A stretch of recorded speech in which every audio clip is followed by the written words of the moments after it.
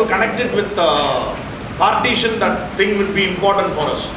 So here what happens is that 1857 as such revolt took place. Even before that, if you see, the permanent settlement brought by Lord Cornwallis, that is the revenue settlements. In that zamindari areas, exploitation was very much more. That one, coupled with the subsidiary lines brought by Wellesley, where Indian rulers were made subordinate to the British. That was in 1800.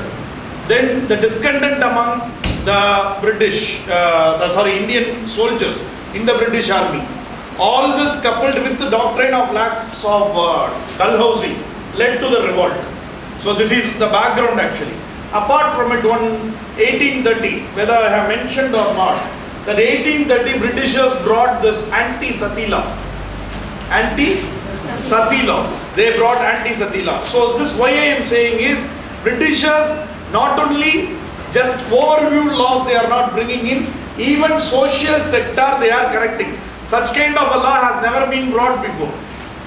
Okay, by an Indian ruler, because it was a very sensitive issue. Sati law. And 1830, though Indians asked for it, like Rajaram Mohan Rai and others, 1830 they brought. Counter to it, there were orthodox groups that started coming up in India, like the Dharma Sabha of Raja Radhakante. That was in 1830s itself. That he questioned the British, that British should not interfere in religious activity. Just keep these things in mind. So it was in this 1858 Act came, then 1861 Act also we have seen. An 1861 Act ordinance. What is ordinance and related thing we have seen. After this 1861 Act, the most important act, or that act that what came up was 1892 Act. But in between it, we are trying to make a connection. Why I said little bit about the Dharma Sabha or the 1857 again, this issue. 1850, after 1857, that time Sir Syed Ahmad Khan, who was the founder of Aligarh Muslim University later on, he was a munsif and he made a report on the damage caused by the 1857 revolt, and he came out with the report, a picture that it was the Muslims who were affected the most due to the 1857 revolt. The British crushed them more. Reason was, who headed 1857 revolt? Bahadur Shah Zafar.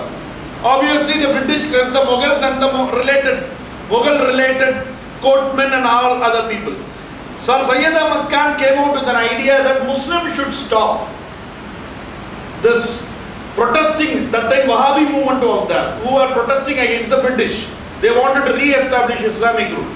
Standing against it, Sir Syed Ahmad Khan stated Muslims should stop all this. Rather they go on, read English, get into government service if at all you want to develop. A reform he wanted to bring in among the Muslim community. Why I am saying this? One side orthodox elements come, that is within the religion, groups started coming in. Same way, Ahmadiyya movement, a movement was becoming very popular in Punjab area. Earlier it started as a sect among Muslims, later it ended as a separate religion.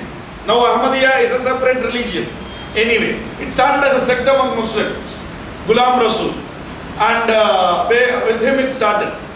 So what happened was, they went for conversion activity. Counter to it was the Arya Samaj of Swami Dayanand Saraswati. So Swami Dayanand Saraswati started a counter movement called Arya Samaj, in which he started Shuddhi movement. Go back to Vedas and all. Listen one thing very carefully here. The reform Sir Syed Ahmad Khan wanted to bring, and the school what he initially started was 1875 Anglo-Mohammedan school at Aligarh, that later on became Aligarh Muslim University. Similar to it, Anglo-Vedic college schools were started by Swami Dayanand Saraswati. Listen carefully, even the orthodox elements who want to proclaim religiosity, they were also not leaving English or the Anglican one, getting it or not. Because one idea was very clear, that period, one thing was settled, that Britishers were the masters in the world. They had the utmost of technology, knowledge. That got settled. Even those who opposed the British started accepting those elements of British. We can get that through this also. Anglo-Mohammedan school, Anglo-Vedic school. So those ideas were there. Even if you see, numerous small organizations started coming up, trade organizations. British East India Association of Dadabhai Nauroji. So many of these are trade organizations, associations, which demanded trading rights for Indians from the British. See, one thing the British systematically destroyed in India, if at all we have to say, is manufacturing sector. The British, many things what British did for themselves, even we are enjoying even today. Infrastructure is the biggest example for it. But one thing the British destroyed completely in India, which till date we are unable to come to the earlier standoff, is the manufacturing sector. We were one of the leaders in the manufacturing sector and we were put down systematically by the British. Why? Britishers wanted India to be a raw material supplying country and settlement which takes in the finished goods of British. They doesn't want India to manufacture. A simple example, very interesting one I will say. See, muslin cloth. You would have heard about a cloth called muslin, Dhaka muslin. A muslin cloth, have you heard or not? Yes. A cotton one, but it is like a silk. It would be like silk, cotton cloth. That muslin cloth, Dhaka muslin, is very, very famous. Dhaka muslin is very famous throughout the world, particularly in Europe. Dhaka muslin had a great demand. The Britishers, how much ever they were pushing the Manchester manufactured cotton products, Dhaka Muslims demand they were not able to take it, even in Europe. So they even went for a tax called nail tax in Bengal area. Nail tax, because the Dhaka muslin is spun through, those weavers used to have a bigger nail and a small hole will be put into it and they used to spun the thread through that. That kind of a craftsmanship it had. They systematically wanted to break it. And so they went for a nail tax, and for some of the craftsmen they even took away the fingers. The reason was manufacturing should not be there. About Dhaka muslin it is said, once Aurangzeb's sister, I suppose, she went to brother's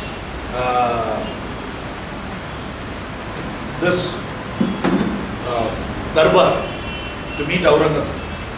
It is said that she has surrounded herself 8 times with the Dhaka muslin, like a sari is worn. And when she went before Aurangzeb became angry and shouted at her, stating that are you shameless? Because it was that much transparent, they say. Good size of length of Dhaka muslin can be folded and kept within a matchbox. To that extent they used to say. That was the craftsmanship, that what it had. So Britishers systematically wanted to break. When Britishers were not allowing Indian traders to come up, manufacturing sector to come up, that time several organizations like British East India Association, many organizations started demanding British the right. If you call us British national citizens, why not we get an equal right? They were protesting. Then similarly 1860, for the first time, protest against indigo cultivations took place. Not only Champaran indigo cultivation against it took place, but even before the 1860, Digambar, I think he was instrumental in taking up the protest. Why I am saying this is, during that time itself, a good number of protests all started coming in, where they all were protesting to the British. It is not merely they were opposing British, issues they were taking up and taking before the British. Simultaneously, communal elements were also growing. A divide in the Indian society you can see. Later on, partition, we can understand through this only. A divide in the Indian society we are able to see. That is, on one side if you see Syed Ahmad Khan, again a reform like revivalist movement, reform come revivalism you can call, he is bringing in among Muslims. Counter to it, among Muslims itself there is a movement called Devbandi movement. Devbandi movement even openly said, reading English is sinful for Muslims. They should not go. That kind of orthodox elements also getting up. Among Hindus again, different movements. Already Ramakrishna, the later on Ramakrishna mission comes, but before that, Brahmo Samaj was there. By then Brahmo Samaj got divided into two. Arya Samaj was gaining importance. So these things were coming up. Getting it or not? So understand this. Trade organizations coming up, farmers protests coming up, all this were happening. 1882, again communalism you have to understand. Communalism means Vande Mataram is written by whom? Bankim Chandra Chatterjee. It is part of which novel of him? Anand Mat. 1882, 1880s it was brought, initially banned, later allowed. Actually in that Vande Mataram is it is like a oath taken before goddess Durga.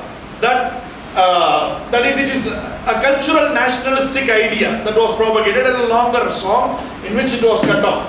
That controversy still, leave that one. But that time, that issue, this all were coming up. And Indian Conference, a bigger organization of Surendranath Banerjee was there. So it was in this situation, A.O. Hume, a retired English officer, came up with an idea that why not all these elements come to brought together and represent one organization which represent all the interest of Indians to the British. And it was in this situation, 1885, Indian National Congress came. And see, even today I am saying, what is the ideology of Indian National Congress? It is means a clear-cut one ideology as such to throw is not there. The reason is this one. The origin of Indian National Congress itself is an assimilation of numerous ideologies. It is itself an assimilation of numerous ideology. An umbrella organization reflecting different demands. Getting it or not? But in a moderate manner. That's it. As simple as that. That was the earlier idea. The 1885, even till date, many may not know it, but that is the real ideology, whatever it might be. 1885 Indian National Congress. Here again I am saying, from a legal history we are looking into, but keep one thing in mind, 1885 onwards till 1947, not every year, important years are there. Those years, who was the Congress president? You should be knowing. Several times questions on that are asked. Got it or not?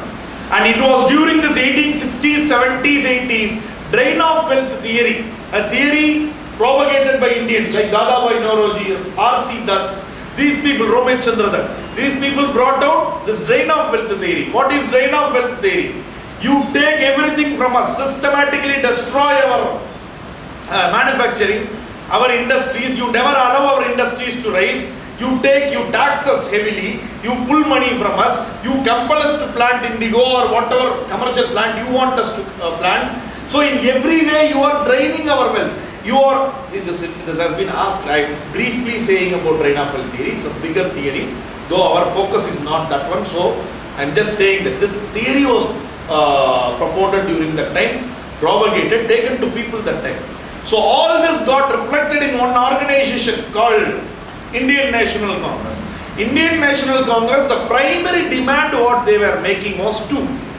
Those are the primary demand. That was one, Indians should be allowed more to enter into the Legislative Council. More Indian representation in the Legislative Council. One. Two, most important, in the Legislative Council, to ask questions on budget should be allowed. To ask questions on budget. This has been asked. This has been asked. 1892 Act, the most important item is that Britishers, yes, first time they stated, they increased the number in the Legislative Council, that is their default. Hereafter every act it will be there. Apart from it, one important thing is, they allowed questions to be raised on budget. They allowed questions to be raised on budget. Again, leading questions cannot be asked. For leading means that the debate cannot go on. You can ask a question. That first time only allowed. That was the only thing that was allowed. Listen to me here carefully. Again, the communal element we are going to see. See here, see the historical element. I will go a little fast because our focus is legal history only. But in order to connect the understanding, I am saying those elements here. See here, 1892, not much was demanded, expected by, because Congress, as I have told, is an umbrella organization. The people who wanted complete Swaraj, people who wanted their demands to be met, people protesting only on farmer issue, trade issue, likewise numerous groups were present there. And there were younger elements like Balagangadhar Tilak and all who expected a lot from the British through this act, but they did not get it. So what happened was Balagangadhar Tilak wanted to make this movement of him against British or the demands to be met in a broader way, a mass movement, not remaining with the elites. So mass movement, if you call for freedom movement or other thing, that was not the period when they can understand this. So what happened? The people may not come. So what he did was, he started conducting Ganesh festivals in a large manner. A procession, Ganesha festival procession he conducted in Bombay, and in a very large manner he conducted, in order that in the name of religion people will come. There he can make a appeal on nationalism. This was his intention. But again, the adverse effect of it, yes, mass movement, people came. Adverse effect is, the people of other religions start apprehensive. It gave rise to an element called cultural nationalism. Already different groups, I am saying, existing. Andaman novel comes, that was again controversial. Balagangadhar Tilak comes up with this. All this are, see, that was the time, situation, movement. And 1896 an international event take place. That was Ethiopia defeats the mighty Italy.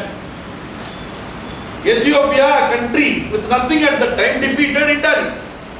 So this gave impetus, this gave energy to the revolutionaries around the world.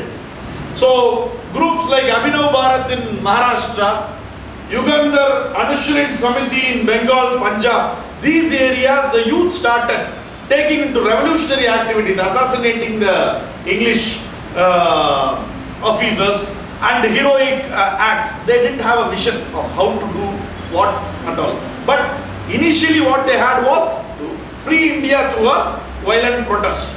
So this idea was that this way they were taking up the issue. So these groups were all coming up and revolutionary activities started springing in. In 1799 it was in these situations, 1899, Lord Curzon was sent to India. Lord Curzon, see, the famous statement of him is that we have conquered India by sword and we will rule India by sword. His idea was simple. Whatever may be the thing, we will rule India with sword, with iron hand we are going to rule. That was Lord Curzon's view.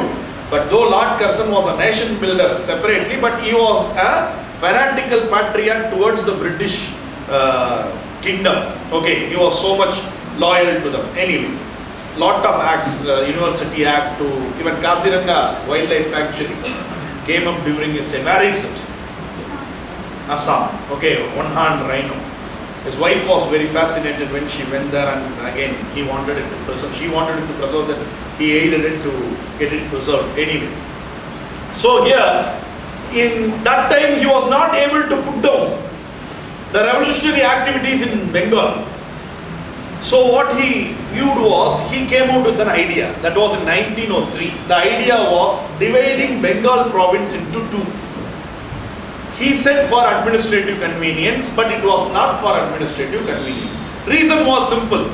On the today's Bangladesh area, you can say the East Bengal area, the most of the population was Muslims, but the landowners were the upper caste Hindus. This was the default one. Wherever landowner, landlord, sharecropper, they are there, some problems is bound to be there. But English started giving a communal color to it, a religious color to it. That is, Muslim peasants exploited by Hindu landlords. And some of the landlords among Muslims who were there were also waiting for a chance. Like Nawab of Dhaka, Salimullah, Aga Khan. These people also came up with the same idea and supported the British. Yes, exploitation is taking place and all such things. And so what happened? Lord Curzon said in 1903, in 1905, we are going to divide Bengal into two provinces for administrative convenience. So in 1903, Swadeshi movement was launched. And Swadeshi movement again, it was a peaceful one, but the bigger issue here was again Swadeshi movement. People used to go, walk, take dip in Ganga, go to Kali temple, light diya, then sing Vande Mataram. Again, this was alienating people of other religions from it. Okay, so this cultural nationalist idea was growing more and more. Understand this all. And 1905, as said by Curzon, he divided Bengal into two provinces. And in 1906, Muslim League as a political party gets started. Same people, Nawab of Dhaka, Salimullah, Aga Khan, all come together. They start a party called Muslim League. And they went to the British stating that, see, we have supported you during the divide of Bengal into two provinces. And now we ask from you separate electorate for the Muslims. It is payback time for us, you give to us. Getting it or not? This they demanded. Now you understand. With all this I have been saying, now we are going to connect it. Listen to me. Communal. 1909, Government of India Act 1909. By this time, in 1907, there was a split in Congress also. Okay, let us not go deep into it. Surat split happened. Congress was also down. Here, in this situation, 1909 Government of India Act comes up of Lord. Lord Minto was the Viceroy and Governor General, and Morley was the Secretary of State, also called as Minto-Morley Reform, or Government of India Act 1909, or Communal Act. He is called as the Father of Communal Award. Who? Lord Minto is called as Father of Communal Award. Why? In this act, as was promised before, he gave separate electorate to Muslims. Listen to me here. What is separate electorate? In fact, it is also said that the seeds of partition were first planted by the British, officially we can say, through 1909 Act. Separate electorate was so instrumental in it. And Congress opposed it. Till the end they were opposing anyway. But it was done. Separate electorate. What is separate electorate? It is not reservation. Making it very clear to you. Reservation different. Separate electorate different. For example, separate electorate means the people who vote also are divided. If for example reservation. If this is a example I am saying. Reserved constituency. Reserved constituency. You people may not be very well aware of it. But even in local body election, reservation is there. But anyway, here you people have only local body election, not that assembly election. Anyway, but I am saying, for example, this area, what is this area called? This area called? Huh? Chowk, some chowk. Okay, this cooperative bank chowk.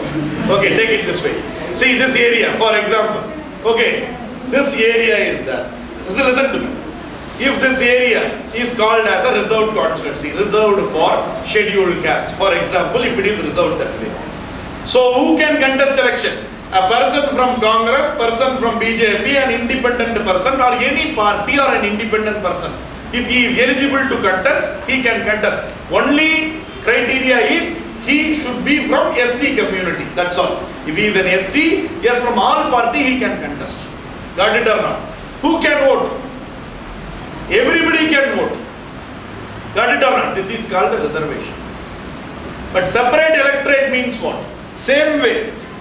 The person who contests shall be a Muslim alone. But the people who are going to vote shall also be Muslims. The others may vote. There will be another general candidate. Okay. So later on 2-member constituencies and all came after it. Okay. Anyway. So separate electorate. Electorates are also divided. Separate electorates. It is not the people who contest. Even the voters are divided. That is separate electorate. So separate electorate for Muslims was provided. An important one also because of this called as, Minto is called as the father of communal award. Then very important one, as I have told before in last class itself, don't confuse. That is, first time an Indian is allowed into the executive council is 1909 Act. Satyendra Prasad Sinha. Satyendra Prasad Sinha. He was the person who was made a member of Viceroy's Executive Council. Satyendra Prasad Sinha. Okay, there is another person who is the first person to get into civil services? 1863, if I am not wrong. Don't confuse, so I am saying, who is the first person? Satyendranath Tagore. Okay, don't confuse here. Okay, Rabindranath Tagore's brother, he was first person to clear civil services, Indian to clear civil services. That was 1863. Don't confuse, name seems to be similar. Satyendra Prasad Sinha, this person, and he was first member of Executive Council. Keep that in mind. So this is an important one. These are important one in case of 1909 Act. Furthermore, we can see. See here, 1909 Act. This was brought. After this 1909 Act, this communal element, as I have said, now you can see the fissures what were there in the society has now become broader. 1909 to 1919 Act, there were a lot of events that shaped the future, even the law in 1919. One was the World War. World War changed a lot of needs that what Britishers had. Let us not go deep into it. Most important other item is the coming of Mahatma Gandhi. When did Mahatma Gandhi come back to India? 1915. Pravasi Divas, non-resident Indian Day, is celebrated when?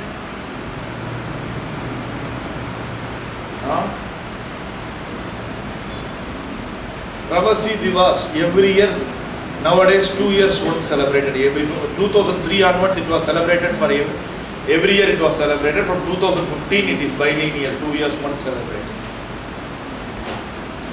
January 7 to 9 it is celebrated. Mahatma Gandhi came. Why? Mahatma Gandhi came to, from where? Came to India on that day. From where? South Africa. Okay. Why are we not celebrating when he went to South Africa? While coming alone we are celebrating. Why? Why? Huh? Because when he went he didn't say and go. Why? Mahatma Gandhi, when he went to South Africa, he was a barrister, he was an advocate. He went for advocacy, that's it. He was not known to much of people. When he was in South Africa, he took up the protest against the British. In 1915, when he returned back to India, by that time he was a very famous figure in the colonies. All throughout the British colonies, he was already famous. People were expecting a new form of protest against the British. Because the way he took up the protest, British were unable to match his form of protest. Getting it or not? And he was successful in South Africa. That made him a household name. Before he came to India itself, he was well known. Throughout India, throughout not only India, throughout the world, wherever Britishers ruled, he was well known. Someone rising against the British without arms and making the British tremble. So that was what he did, a new form of protest he took up. Satyagraha. Okay, listen. So when Mahatma Gandhi came, it had initially Mahatma Gandhi was asked to join Congress, but he refused. He said that 1 year I am going to go around India, look into things. While moving around India, he happened to see a poor farmer. He started wearing simple cloth, and then people with hardly any cloth to wear, then he changed his attire all. But changing his attire is again one of the wonderful PR measure. PR means or public relation measure, I will say. His intention, whatever it is, that's different. I am saying. Why? Mahatma Gandhi is not a great orator as compared to Nehruji or Bose or Netaji. He is not a great orator, but he was a household name. Why? The reason is simple. He is a guy like a neighbor. Okay. Like someone who can easily be identified with someone in the home or one in the home. Normal attire, everything. Simplistic living. Like a normal villager, normal person. He was able to portray himself. So acceptance from the masses was so easy. Getting it or not? Listen to me. So here, Mahatma Gandhi comes, then after a year, he brings together, Muslim League and Congress brings together, then the split that what happened within the Congress, again he rejoins the Congress. He was instrumental in all. It's not he alone, but he was instrumental in all. And he brings together, so he was a figure who brings people together, not dividing. He was bringing people together and he was gaining more mass support. And it was in this situation, Mahatma Gandhi was called for Champaran Satyagraha. And then the Ahmedabad mill workers case, about these things in history you read.